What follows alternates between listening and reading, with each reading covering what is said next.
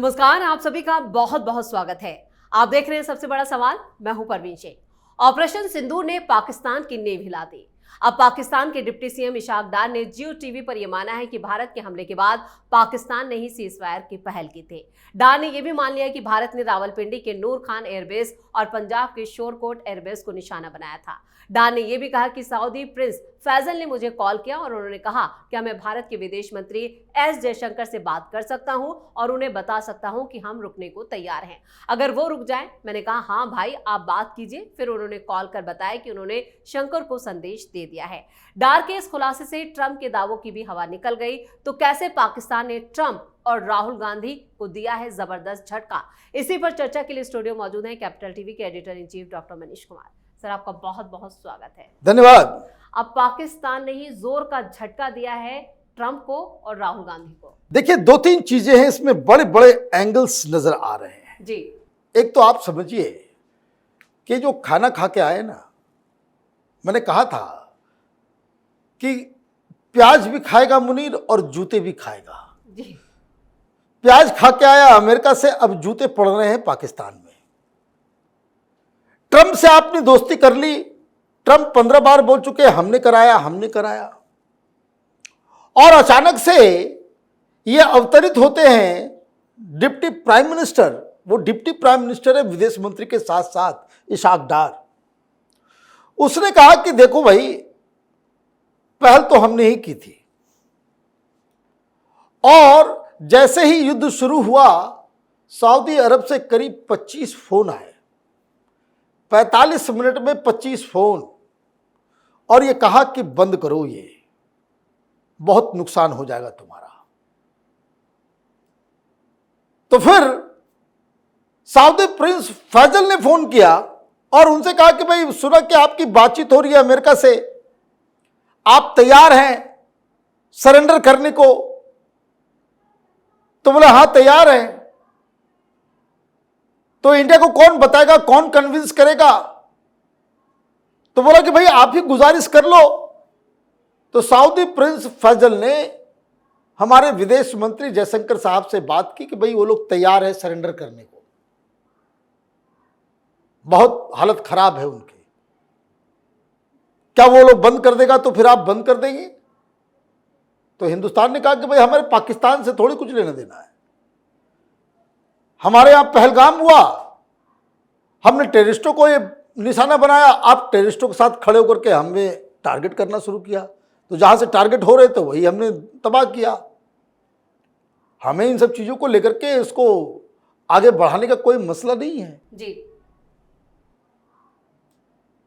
तो उन्होंने कहा ठीक है मैं बात कर लेता हूं, वो तैयार है। तो बोले कि भाई बोल दीजिए, फिर उसके डीजीएम को फोन करें, सरेंडर कर दे कि भाई अब हो गया, आप छोड़ दो, माफ कर दो।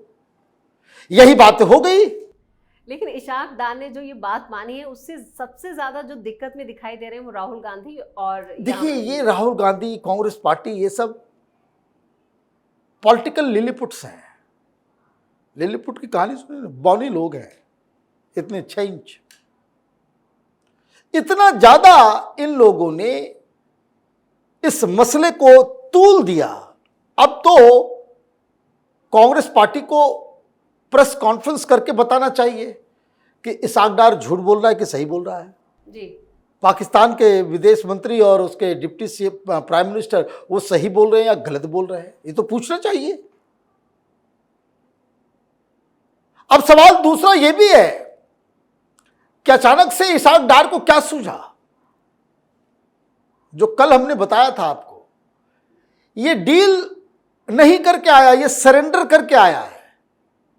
डोनाल्ड ट्रंप ने कहा कि भाई अगर युद्ध होगा, हमें तुम्हारे एयर बेसेस चाहिए, तुम्हारे पोर्ट्स चाहिए, और ईरान बॉर्डर तक जाने का हमें लैंड का एक्सेस चाहिए। बोलो करोगे? बोला हाँ। ये पेंटागन में बातचीत हुई, ही एग्रीड कि ईरान के साथ पाकिस्तान नहीं खड़ा होगा, तब इनको लंच कराया गया कि भाई मुल्ला मान गया। और ऐसी बातचीत, ऐसा लंच कि व्हाइट हाउस ने कोई तस्वीर भी जारी नहीं की। कोई तस्वीर है क्या? नहीं, ये अंडरहैंड डीलिंग करने गया। ऐसा डील कि अमेरिका जिसे बता नहीं सकता, पाकिस्तान जिसे खोल नहीं सकता, बता नहीं सकता। अगर इस तरह की कोई बातचीत होती, ये प्रोटोकॉल है व्हाइट हाउस का कि अगर कोई व्हाइट हाउस में इस तरह की मीटिंग हो रही है, कोई बायलैटरल टॉक हो रहा है, तो बाकायदा तस्वीर रिलीज होती है और एक रीड आउट दिया जाता है जी कि आज फला फला आए, ये बातचीत हुई। अंदर क्या बातचीत हो नहीं हो बात अलग है, लेकिन वो भी नहीं निकला। मतलब ऐसी डील करके आया है कि जिसे अमेरिका बता नहीं सकता। तो ऐसी डील क्या हो सकती है? ऐसी डील तो यही हो सकती कि भाई इसने कहा होगा कि तुम ये काम करो, तो उसने कहा होगा कि देखो बहुत मेरे ऊपर प्रेशर है, हम नहीं कर सकते, वहां बहुत बवाल मच जाएगा, तो अच्छा ठीक है तुम राष्ट्रपति बन जाओ, वहां पे तख्ता पलट करो। और ट्रंप के साथ जुगलबंदी जो मुनीर ने की, तो ट्रंप 14 दिन से कह रहे थे ना कि भाई हमने कराया हमने कराया, तो इसहाक डार सामने आकर के कहा भाई उसने नहीं कराया। अब पाकिस्तान भी ट्रंप को कह रहा है कि तुम झूठे हो। अब आप बात समझे कि ये जो लंच खा करके आया है, उल्टी करने के लिए पाकिस्तान में जगह ढूंढ रहा है, मिल नहीं रहा। सारे लोग ढूंढ रहे हैं अब उसको। कोई कह रहा है कि बेच दिया ये इमरान की पार्टी के सारे लोग कि भाई इसने तो सब कुछ, ये खुद मुख्तारी जो है इसने खत्म कर दी, सोवरेंटी जो है डिबा दिया। यही बात तो इमरान खान कह रहा था ना जी, जिसकी वजह से उसको हटाया गया, जेल में डाल दिया गया। कि जब अमेरिका ने इमरान खान को कहा कि खबरदार, कि जब यूक्रेन पे हमला किया रूस ने, इमरान खान प्रधानमंत्री थे और वो मॉस्को में मौजूद थे, वो बाहर आकर के कहा कि भाई हम तो डील करने गए थे कि हमको पेट्रोल चाहिए, सस्ता पेट्रोल मिलेगा। अमेरिका ने कहा खबरदार जो तुमने लिया। तो उसने कहा कि यह जब कहानी है, मोदी को कोई रोकता नहीं है, मोदी तो खरीद रहा है और हम पे पाबंदी है। तो अमेरिका ने कहा कि मोदी से तुम्हारी कोई कंपैरिजन नहीं है, तुम ज्यादा बकवास कर रहे हो, तुम जेल जाओ। This is what happened. अब फिर इनको कहा गया कि भाई ठीक है, और मुझे लग रहा है कि पेंटागन ने ये पहले से ही तैयारी कर ली थी कि देखिए कि ईरान से लड़ाई लड़नी है, इजराइल को परमिशन और कोऑपरेशन, ये बिना अमेरिका के ग्रीन सिग्नल के इजराइल हमला नहीं कर सकता। और अगर हमला हो रहा है तो इसका मतलब है कि 3-4 महीने पहले से इसकी तैयारी होगी। बिल्कुल 3-4 महीने से तैयारी होगी। अरे भाई ये तो घुस के मारना है पाकिस्तान को, उसमें 15 दिन लग गए। ऑपरेशन सिंदूर डिक्लेयर करने के बाद 15 दिन लगे कि भाई अटैक करना है। वो 1500 किलोमीटर 2000 किलोमीटर दूर हमला कर रहा है, उसके लिए जॉर्डन से भी बात करनी होगी। वो तब उसके लिए प्रिपरेशन कम से कम 3 महीने की थी। तो ये मुझे लग रहा है कि पाकिस्तान तो बहुत बुरी तरीके से फंस गया। और खबर क्या आ रही है, क्यों ऐसी बातें हो रही है?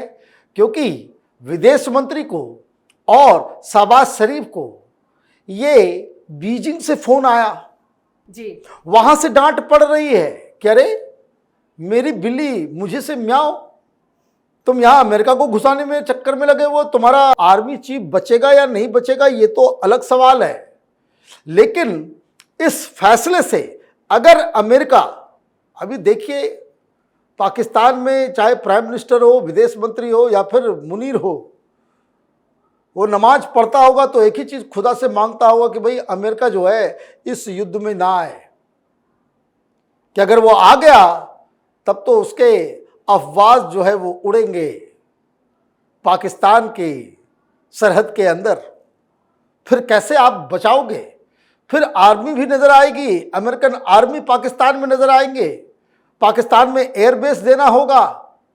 फिर क्या करेंगे? किस मुंह से आप ये काम करेंगे? और अगर आपने नहीं दिया तो खटक बीएलए को अथॉरिटी दे दी जाएगी कि भाई हटाओ इसको, ये पाकिस्तान ऐसे नहीं मान रहा है, बलूचिस्तान बना दो। बलूचिस्तान वाले बोलेंगे भाई अमेरिकन को कि भाई आ जाओ, हमको अलग कर दो और जितना बेस बनाना है बना लो, जितना बेस बनाना लो, हमारी सुरक्षा तुम्हारे हाथों में। तो ये तो पाकिस्तान चारों तरफ से फंस गया। मैं शुरू से कह रहा हूं कि ये जो पाकिस्तान ये जो ब्लैकमेलिंग करते करते करते करते उसको डिप्लोमेसी में उसने कन्वर्ट कर दिया, यही पाकिस्तान की सबसे बड़ी दिक्कत है। और मुझे लग रहा है कि आसिफ मुनीर ये जो है इसका टाइम अब पूरा हो गया है। बिल्कुल। और इस तमाम जानकारी के लिए, सटीक विश्लेषण के लिए आपका बहुत बहुत धन्यवाद। धन्यवाद। पाकिस्तान के डिप्टी प्राइम मिनिस्टर इशाक डार ने यह मान लिया कि ऑपरेशन सिंदूर के हमलों से पाकिस्तान बुरी तरह से डर गया था। डार ने यह भी माना कि पाकिस्तान ने भारत पर हमले की पूरी तैयारी कर रखी थी। उनकी भी योजना सुबह 4 बजे हमला करने की थी, लेकिन भारत ने उससे पहले ही रात 2:30 बजे पाकिस्तान पर हमला कर दिया। इशाक डार ये भी मान चुके हैं कि भारत ने पाकिस्तान के सरगोदा एयरबेस पर भी हमला किया था और साथ ही दूसरी जो बेसिस थी उन पर की भी निशाना बनाया गया। भारत के इस अचानक हमले से पाकिस्तान भी हैरत में पड़ गया था और इसके बाद ही उसने खुद सरेंडर करने की बात भी मान ली है। यानी हर तरह से पाकिस्तान पिटा है ऑपरेशन सिंदूर में भी, और अब जो खुलासे हो रहे हैं उससे भी पाकिस्तान की दिक्कतें और बढ़ने वाली हैं। इस खास शो में इतना ही। वीडियो कैसा लगा कमेंट करके अपनी राय जरूर दें। वीडियो को लाइक करें, शेयर करें और कैपिटल टीवी को सब्सक्राइब जरूर करें। धन्यवाद।